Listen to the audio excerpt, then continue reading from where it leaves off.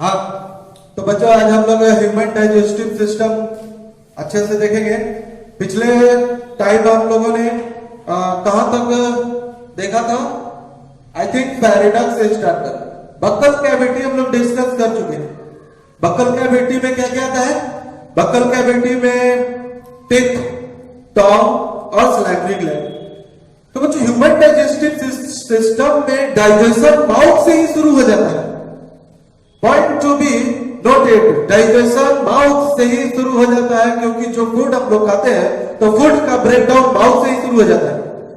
Teeth जो है grinding करते हैं, उनसे चिविंग करते हैं, सलाइवरी ग्लैंड के साथ सलाइवरी ग्लैंड जो सीक्रेट करता है सलाइवा, उसके साथ वो मिक्स होकर काफी सॉफ्ट बन जाता है और वहीं से सलाइवा भी ब्रेक करने लगता है, कार्बोहाइड्रेट्स को सिंपलर फॉर्म में कन्वर्ट करने लगता है। तो इस तरीके से बक्कल कैविटी के बाद आता है pharynx. Buccal cavity leads into pharynx. ये जो फेरिडक्स है, दिस इज द पाथवे। ये एक पाथ है जिसके थ्रू फूड जो है फूड पाइप में जाता है, जिसे ओइसोफेगस कहते हैं। ओइसोफेगस को हम लोग फूड पाइप में भी नाम से जानते हैं बच्चों। तो ये क्या है? Pharynx. Pharynx is the pathway through which partially digested food comes into oesophagus. Partially digested food oesophagus में आता है। Oesophagus is a long muscular tube. Oesophagus एक लॉन्ग मस्कुलर ट्यूब है। ह्यूमंस में करीब करीब 25 सेंटीमीटर लॉन्ग, समझ लीजिए बच्चों 25 सेंटीमीटर लंबा जो होता है, ये एक मस्कुलर ट्यूब है ओइसोफेगस। फूड जब इसमें एंटर करता है तो ओइसोफेगस की जो फंक्शन है बच्चों, ओइसोफेगस फूड को स्टोमक तक पहुंचाता है, लेकिन उससे पहले ओइसोफेगस फूड को स्टोमक तक कैसे पहुंचाता है? फूड को स्टोमक तक कैसे पहुंचाता है? ओइसोफेगस कंटिन्यूअसली शो करता है अपना मस्कुलर मूवमेंट, यानी कि वो कॉन्ट्रैक्ट एंड रिलैक्स करता है, अपने वॉल्स को कॉन्ट्रैक्ट एंड रिलैक्स करता है, जिसके द्वारा फूड जो है वो मूव करते हुए इजीली, स्वेलोड फूड जो है वो स्वेलो होते होते इजीली मूव करते हुए कहां पर चला जाए? स्टोमक में एंटर कर दे। तो ये जो ओइसोफेगस का जो ये मूवमेंट है, दिस मस्कुलर मूवमेंट, इस मस्कुलर मूवमेंट को हम लोग पेरिस्टालसिस के नाम से जानते हैं। ये जो ऐसे मूव करते रहते हैं, तो इसे ये कौन मूव करता है? ओइसोफेगस का जो वॉल है वो कंटिन्यूअसली मूव करता है। कैसे मूव करता है? बाय कॉन्ट्रैक्टिंग एंड रिलैक्सेशन, अपने वॉल्स को कॉन्ट्रैक्ट और रिलैक्स करके, सो दैट ताकि फूड जो है इजिली स्वेलो होकर के कहां तक पहुंच जाए? स्टोमक तक पहुंच जाए। तो ओइसोफेगस का फंक्शन समझ गया।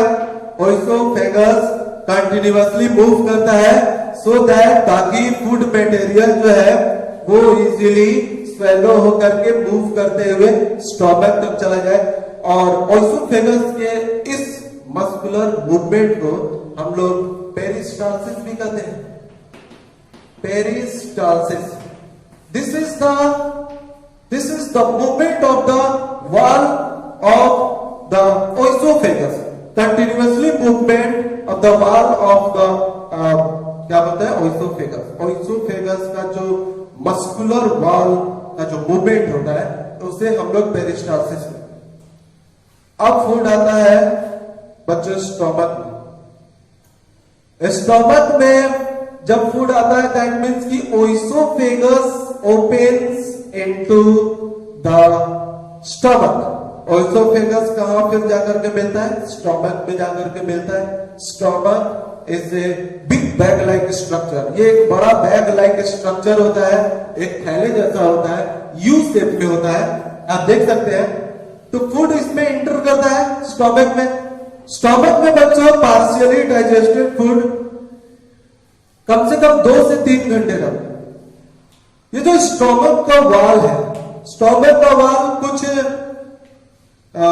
जूसेस सिक्रेट करता है जो फूड को डाइजेस्ट करने में मदद करता है, जैसे कि mucus, digestive juices, hydrochloric acid. तो ये क्या क्या सीक्रेट करता है स्टोमक फूड को डाइजेस्ट करने के लिए? Digestive juices, mucus and hydrochloric acid. Hydrochloric acid जो होता है, जो हमारे स्टोमक के वाल के द्वारा सीक्रेट होता है, निकलते रहता है, थोड़ा थोड़ा मात्रा में निकलते जाता है। तो हाइड्रोक्लोरिक एसिड क्या करता है? हाइड्रोक्लोरिक एसिड बैक्टीरिया को मार देता है, किल कर देता है जो फूड में मौजूद होता है। क्या करता है? हाइड्रोक्लोरिक एसिड, जिसे हम लोग HCl कहते हैं बच्चों, हाइड्रोक्लोरिक एसिड, जो स्टोमक के द्वारा रिलीज होता है। तो वो हाइड्रोक्लोरिक एसिड फूड में मौजूद बैक्टीरिया को मार देता है और एक एसिडिक मीडियम बना देता है, ताकि पार्शियली डाइजेस्टेड फूड के ऊपर डाइजेस्टिव जूस सही से एक्ट कर सके और जो कॉम्प्लेक्स फूड है उसे सिंपलर फॉर्म में कन्वर्ट कर सके, जैसे कि प्रोटीन्स को तोड़ सके, फैट को जो है ब्रेक डाउन कर सके। तो एक एसिडिक मीडियम प्रोवाइड करता है किसको प्रोवाइड करता है? एसिडिक मीडियम प्रोवाइड करता है ताकि फूड जो है वो इजीली क्या हो सके? इजीली कन्वर्ट हो सके, कॉम्प्लेक्स फूड इजीली कन्वर्ट हो सके सिंपलर फॉर्म में। अब देखिए, ये stomach Leeds into the small intestine. Small intestine में जाता है वो जो पार्शियली डाइजेस्टेड फूड है, स्टोमक में 2 से 3 घंटे रहने के बाद वो जाता है स्मॉल इंटेस्टाइन में। स्मॉल इंटेस्टाइन का जो अपर पार्ट होता है, स्मॉल इंटेस्टाइन का अपर पार्ट यानी कि ऊपरी हिस्सा, तो ये जो अपर पार्ट होते हैं वे रिसीव करते हैं सिक्रेशंस को जो लीवर के द्वारा और पैंक्रियाज के द्वारा सीक्रेट किए जाते हैं। लीवर क्या है?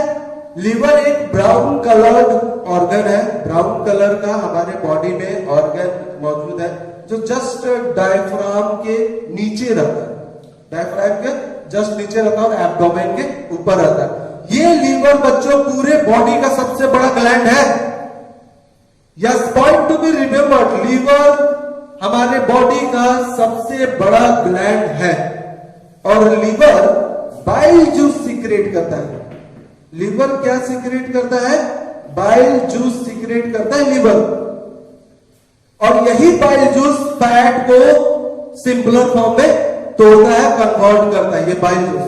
तो ये जो लीवर है, आप इसके नीचे देख सकते हैं गॉल ब्लैडर है जस्ट लीवर के पास। ये जो लीवर अपना बाइल जूस सीक्रेट करता है, निकालता है, वो बाइल जूस अगर फूड नहीं रहता है तो वो बाइल जूस कहां स्टोर हो जाता है? गॉल ब्लैडर में। ये क्वेश्चन बहुत इंपॉर्टेंट है, अक्सर पूछा जाता है कि बाइल जूस कहां से सीक्रेट होते हैं और बाइल जूस स्टोर कहां होते हैं। तो सीक्रेट मतलब निकलना, कहां से स्रावित होते हैं, और स्टोर जहां पर वो स्टोर हो जाते हैं, जहां पर उनका जमावड़ा होता है। तो सीक्रेट तो बच्चों बाइल जूस लीवर के द्वारा होता है। लीवर सीक्रेट करता है बाइल जूस को, लेकिन बाइल जूस स्टोर कहां होता है? गॉल ब्लैडर में। ये बात आप याद रखेंगे। तो लीवर के द्वारा जो बाइल जूस सीक्रेट किया जाता है, पैंक्रियाज के द्वारा पैंक्रियाटिक जूस सीक्रेट किया जाता है। ये जो डाइजेस्टिव जूसेस है, ये एब्जॉर्ब किए जाते हैं, ये रिसीव किए जाते हैं upper part of the small intestine. Small intestine बच्चों करीब 7.5 मीटर लंबा होता है। ये काफी क्वाइल्ड होते हैं। ये देखिए आप कितने क्वाइल्ड यानी कि घुमावदार होते हैं हमारे बॉडी के अंदर, और अबाउट 7.5 मीटर लंबा ट्यूब होता है स्मॉल इंटेस्टाइन। और इसोफेगस करीब 25 सेंटीमीटर लॉन्ग बताया था हमने, और स्मॉल इंटेस्टाइन 7.5 मीटर लॉन्ग होता है। तो वो जो फूड है वो स्मॉल इंटेस्टाइन में जाता है स्टोमक से होते हुए और स्मॉल इंटेस्टाइन का जो अपर पार्ट है वो लीवर और पैंक्रियास के द्वारा जो जूस सीक्रेट किए जाते हैं, डाइजेस्टिव जूसेस, वे रिसीव किए जाते हैं स्मॉल इंटेस्टाइन के अपर पार्ट के द्वारा, ताकि वो पार्शियली डाइजेस्टेड फूड पे एक्ट कर सके। इसके अलावा ये जो इंटेस्टिनल वाल है, स्मॉल इंटेस्टाइन का जो वाल है, वो भी डाइजेस्टिव जूस सीक्रेट करता है, और वही डाइजेस्टिव जूस को सीक्रेट जो करता है वो मदद करता है फूड को इजी फॉर्म में, सिंपलर फॉर्म में कन्वर्ट करने में। तो इस तरीके से क्या होता है बच्चों कि अपर स्मॉल इंटेस्टाइन के बाद आते हैं लोअर इंटेस्टाइन में। लोअर स्मॉल इंटेस्टाइन, ये लोअर स्मॉल इंटेस्टाइन में भी जो है वो कुछ डाइजेस्टिव जूस इसके वॉल के द्वारा भी सीक्रेट किए जाते हैं, और जैसे कि मान लीजिए फाइनली फूड टोटली डाइजेस्ट होता है lower part of the small intestine में, क्योंकि जो कार्बोहाइड्रेट है, जो कार्बोहाइड्रेट है फूड में मौजूद, वे चेंज हो जाते हैं किस चीज में, सिंपलर शुगर में, जिसे हम लोग ग्लूकोज करते हैं, वो ग्लूकोज में कन्वर्ट हो जाता है। जो फैट्स होते हैं बच्चों, वो फैटी एसिड्स में कन्वर्ट हो जाता है, और जो प्रोटीन्स है वो प्रोटीन्स एमिनो एसिड में कन्वर्ट हो जाता है, एमिनो एसिड्स में कन्वर्ट हो जाता है। और ये कहां पर होता है, ये फूड का कंप्लीटली डाइजेशन अगर देखा जाए तो at the lower part of the small intestine, small intestine में होता है। कार्बोहाइड्रेट ग्लूकोज में कन्वर्ट हो जाता है, फैट फैटी एसिड्स में कन्वर्ट हो जाता है, प्रोटीन एमिनो एसिड्स में कन्वर्ट हो जाता है। This are the simpler form, ये काफी सिंपलर फॉर्म होते हैं। यही लोअर पार्ट में बच्चों स्मॉल इंटेस्टाइन में, स्मॉल इंटेस्टाइन का जो वॉल होता है वो उस वॉल में एक फिंगर लाइक स्ट्रक्चर पाया जाता है, फिंगर लाइक स्ट्रक्चर जिसे हम लोग बिल्ली कहते हैं। ऐसे फिंगर लाइक स्ट्रक्चर होते हैं, और इसमें बहुत सारे कैपिलरीज होते हैं, इसमें बहुत सारे, it contains so many capillaries. Finger like structure, हम लोग इसे बिल्ली कहते हैं, उस फिंगर लाइक स्ट्रक्चर को क्या कहते हैं, बिल्ली कहते हैं। बिल्लीज में बहुत सारे ब्लड वेसल्स होते हैं जिसे कैपिलरीज बोलते हैं। कैपिलरीज बहुत पतला, बहुत ही थिन ब्लड वेसल्स होते हैं जो ब्लड को कैरी करते हैं।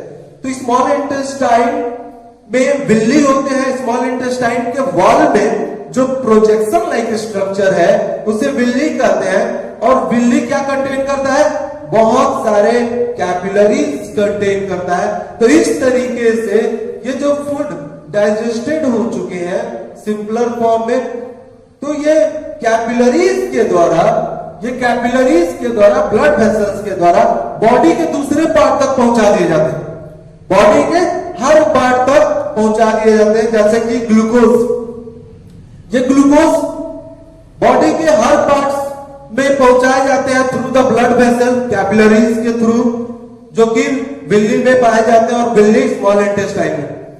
तो इस तरीके से बच्चों ग्लूकोज हर पार्ट में पहुंच जाता है, और सेल के पास पहुंचने के बाद सेल के अंदर ग्लूकोज का फिर ब्रेकडाउन होता है ऑक्सीजन के प्रेजेंस में, और वो ग्लूकोज टूटकर कार्बन डाइऑक्साइड और वाटर में कन्वर्ट हो जाता है और रिलीज करता है एनर्जी।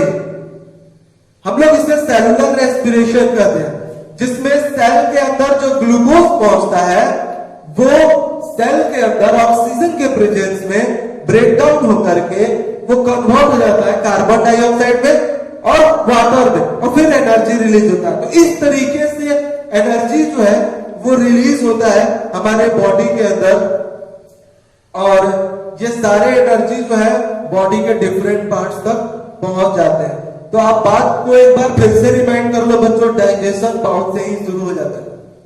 बक्कल कैविटी, फेरिनक्स से होते हुए स्लैबरी ग्लैंड से जो सलाइवा सीक्रेट होता है, वो भी फूड को डाइजेस्ट करने में मदद करता है। उसके बाद ओइसोफेगस में फूड आता है, ओइसोफेगस से होते हुए ओइसोफेगस पेरिस्टालसिस मूवमेंट दिखाता है। उसके बाद ओइसोफेगस से फूड कहाँ जाता है, स्टमक में जाता है। स्टमक में 2 घंटे फूड करीब करीब 2-2.5 या मैक्सिमम 3 आवर्स तक फूड जो है वो यहाँ रहता है। और फिर स्टमक भी काफी मदद करता है, कुछ डाइजेस्टिव जूसेस सीक्रेट करता है, हाइड्रोक्लोरिक एसिड सीक्रेट करता है, जो कि फूड पे मौजूद बैक्टीरिया को मार देता है। और वो डाइजेस्टिव जूसेस जो है वो फूड को फिर से डाइजेस्ट करने में मदद करते हैं।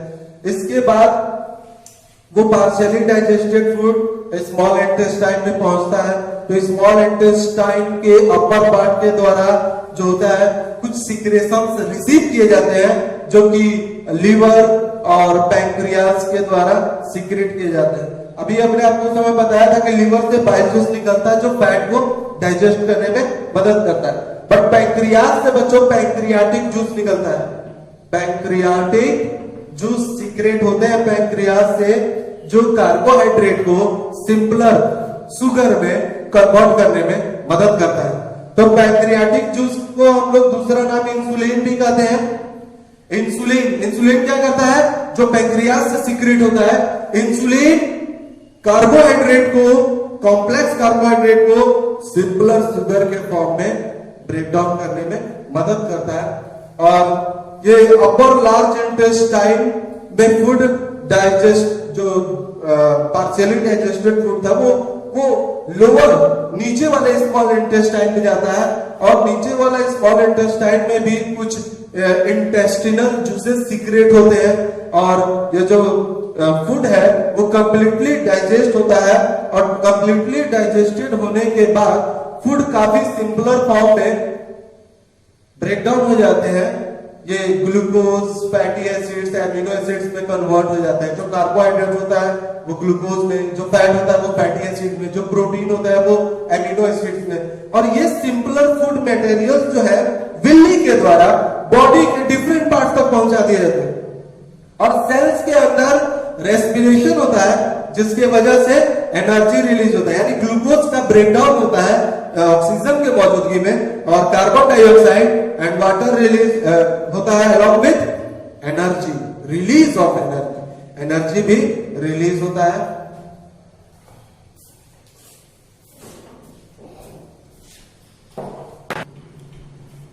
अब देखते हैं बच्चों, स्मॉल इंटेस्टाइन के बाद आता है आपका फाइनली लार्ज इंटेस्टाइन। ये जो लार्ज इंटेस्टाइन है वो स्मॉल इंटेस्टाइन से लेंथ में थोड़े कम होते हैं, अप्रोक्स 1.5 मीटर लॉन्ग होते हैं, 1.5 मीटर लॉन्ग होते हैं, लेकिन वाइडर होते हैं। स्मॉल इंटेस्टाइन से चौड़ा होता है लेकिन लंबाई में कम होता है। जैसे कि हमने आपको बताया कि स्मॉल इंटेस्टाइन 7.5 मीटर लॉन्ग होता है, जबकि ये लगभग 1.5 मीटर लॉन्ग होता है। लेकिन ये स्मॉल इंटेस्टाइन से वाइडर होता है, चौड़ा होता है। क्या करता है स्मॉल इंटेस्टाइन में, क्या होता है? जब हमने देखा कि फूड एब्जॉर्ब हो जाता है, कहां पर एब्जॉर्ब हो जाते हैं? स्मॉल इंटेस्टाइन में फूड एब्जॉर्ब हो जाता है सिंपलर फॉर्म्स में।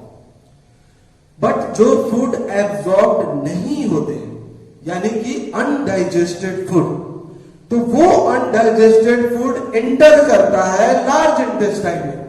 कहां एंटर करता है अनडाइजेस्टेड फूड? लार्ज इंटेस्टाइन में एंटर करता है।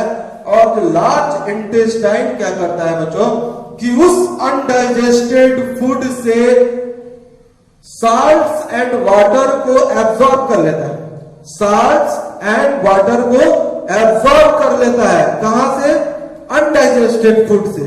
जो अनडाइजेस्टेड फूड कहां एंटर किए? स्मॉल इंटेस्टाइन से कहां एंटर करता है अनडाइजेस्टेड फूड? Large intestine. और लार्ज इंटेस्टाइन उस अनडाइजेस्टेड फूड में मौजूद वाटर और साल्ट्स को एब्जॉर्ब कर लेता है। और वही अनडाइजेस्टेड फूड रेक्टम में स्टोर हो जाता है इजेशन होने के लिए, और एनस के द्वारा हमारे बॉडी से बाहर निकल जाता है वेस्ट प्रोडक्ट के रूप में इन द फॉर्म ऑफ फाइसेस। फाइसेस की फॉर्म में, that is the waste product of our body. This is the undigested food. तो एनस के द्वारा बच्चों फाइनली हमारी बॉडी से बाहर निकल जाता है। सो लार्ज इंटेस्टाइन क्या करता है? अनडाइजेस्टेड फूड को एब्जॉर्ब करता है, फिर उसमें से वाटर और साल्ट्स को एब्जॉर्ब कर लेता है और फिर सेमी सॉलिड के रूप में वो अनडाइजेस्टेड फूड कहाँ स्टोर होता है? रेक्टम में। और रेक्टम में स्टोर होने के बाद एनस के द्वारा हमारे बॉडी से बाहर फाइसेस के रूप में बाहर निकल जाते हैं। तो इस तरीके से ह्यूमन बींग्स में डाइजेशन होता है। This is the digestive system of human beings which is not as simple, that is the complex process. ये कॉम्प्लेक्स प्रोसेस है, बट अब आप समझ चुके होंगे कि डाइजेशन माउथ से लेकर फाइनली लार्ज इंटेस्टाइन तक। वैसे तो डाइजेशन बच्चों स्मॉल इंटेस्टाइन हो जाता है, लार्ज इंटेस्टाइन के द्वारा बाद में उसे बाहर निकाला जाता है। ये जो रेक्टम है वो लार्ज इंटेस्टाइन का ही एक पार्ट है और इस तरीके से हमारे अंदर डाइजेशन